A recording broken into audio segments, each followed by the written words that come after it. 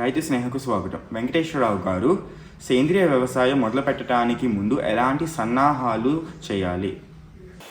ముందుగా ప్రకృతి వ్యవసాయం అలాగే సేంద్రియ వ్యవసాయం చేస్తున్న రైతులందరూ కూడా నా పాదాభివందనాలు.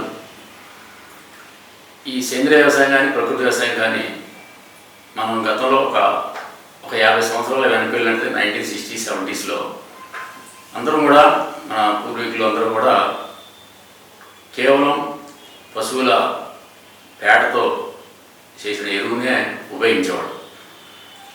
దాదాపు ఈ కెమికల్ ఎప్పుడైతే మనం ఆహార ధాన్యాల కొరత ఏర్పడి మన దేశ జనాభాకి సరిపోను ఆహార ధాన్యాలు లేనప్పుడు మన వాళ్ళు నూతన వరి బంగాళాలు అధిక ఉత్పత్తినిచ్చే నూతన వరి బంగాళాలను దిగుమతి చేసుకొని ఆ వరి బంగాళాలు కావచ్చు లేదంటే గోధుమ బంగాళాలు కావచ్చు దానికి తగ్గట్టుగా ఈ రసాయనిక ఎరువులు వేసి అధిక ఉత్పత్తిని సాధించడం మాత్రం వాస్తవం.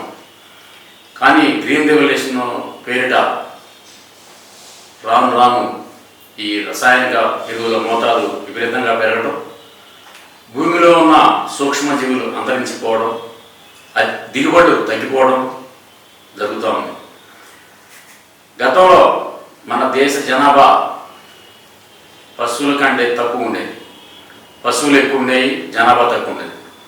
రాను పశువులు తగ్గిపోవడం వల్ల సేంద్రియ ఎరువులు తగ్గిపోవడం జరుగుతూ ఉంది. ఎప్పుడైతే ఈ రసాయనిక ఎరువులు మన భూమిలోకి వెళ్తూ ఉందో మన ఆరోగ్యం కూడా క్రమంగా క్షీణిస్తుందని చెప్పవచ్చు.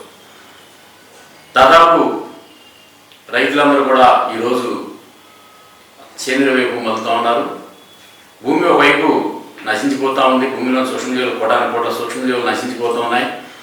కావాల్సిన ఆహార పదార్థాలు కూడా అనేక రోగాలకి బారిన పడుతూ ఉన్నారు. ఒకవైపు పర్యావరణం దెబ్బతింటుంది. ఎక్కడైతే పక్షులు ఏదైతే మంచి జరిగే పక్షులు కూడా అంతరించిపోతూ ఉన్నాయి ఈ విపరీతమైన రసాయనిక ఎరువుల వల్ల.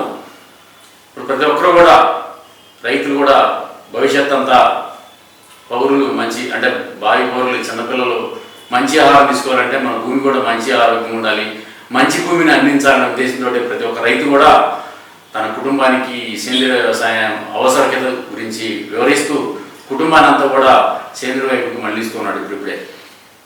అయితే ముఖ్యంగా ఈ సేంద్రియ వ్యవసాయం రావాలి అంటే ముందుగా భూసార పరీక్షలు చేసుకోవాలి.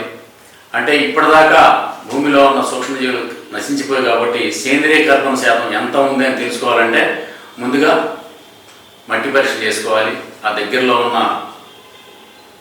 వ్యవసాయ శాఖ అధికారులు కావచ్చు, ల్యాబ్లు కావచ్చు వెళ్ళి అక్కడి మట్టి పరీక్ష చేసుకొని ఆ మట్టిలో ఉన్న సేంద్రియ కర్బనం ఎంత ఉంది, ఏ పంటకి ఆ భూమి అనుకూలంగా ఉంటుంది అనేది నిర్ధారణ చేసుకున్న తర్వాత సేంద్రియ వ్యవసాయానికి అడుగులు వేయాలి.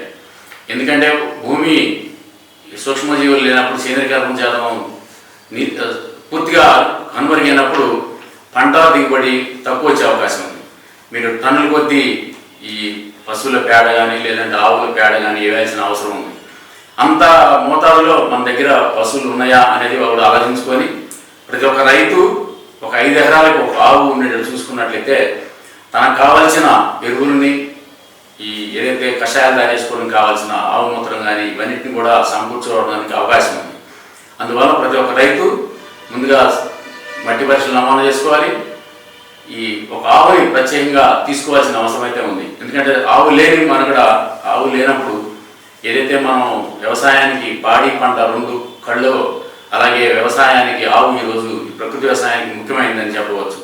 ఈ 2 కనుక మట్టి పరీక్షలు అలాగే ఆవు కనుక తీసుకున్నట్టయితే రైతు ముందుకెళ్ళడానికి అవకాశం ఉంది. సేంద్రియ వ్యవసాయం చేసే ప్రతి ఒక్క రైతు కూడా సేంద్రియ కర్బన శాతం తక్కువ ఉన్నప్పుడు దిగుబడులు తగ్గే మాట వాస్తవం. మొదటి 3-4 సంవత్సరాలు తన అనుభవాన్ని అలాగే భూమిలో ఉన్న సేంద్రియ కర్బన శాతం పెంచుకోవడానికి కృషి చేసినప్పుడే మనకి పంటల దిగుబడి ఎక్కువ పెరుగుతూ ఉంటుంది. అలాంటి దిగుబడి సాధించడానికి ఒకవైపు పచ్చిరొట్ట పైర్లు వేసుకోవాలి. అంటే పచ్చిరొట్ట పైర్లు అంటే సేంద్రియ ఎరువులు తయారు చేసుకుని ఎవరైతే పంట వేసే ముందు తన భూమికి కావలసిన ఎరువులని తనే స్వయంగా తయారు చేసుకోవడానికి ఈ పచ్చిరొట్ట పైర్లు అనేది చాలా ముఖ్యమైన ప్రధానమైన పని. దానికి జనుము కానీ జీలు కానీ ఏదైతే వరి వేస్తున్నప్పుడు ముందుగా ఈ పంటలు వేసుకొని 45 రోజుల తర్వాత పెరిగిన తర్వాత దాన్ని భూమిలో కలిగినట్టయితే అది మంచి సేంద్రీయ పదార్థంగా తయారై భూమికి అదనపు శక్తినిచ్చే అవకాశం ఉంది. అలాగే భూమికి కావాల్సిన ఎరువులు అంటే ఘనజీవామృతం కావచ్చు, జీవామృతం కావచ్చు, వీటి కనుక మనం ముందుగానే ఇచ్చుకుంటే దిగుబడులు పెరిగే మాట వాస్తవం. ఎందుకంటే మొదటి సంవత్సరంలోనే దిగుబడులు సాధించిన రైతులు చాలామంది ఉన్నారు. ముఖ్యంగా వరిని చూసుకున్నట్టయితే దాదాపు 30 బస్తాల నుంచి 35 బస్తాలు కూడా మొదటి సంవత్సరమే దిగుబడి సాధించిన రైతులు చాలామంది ఉన్నారు.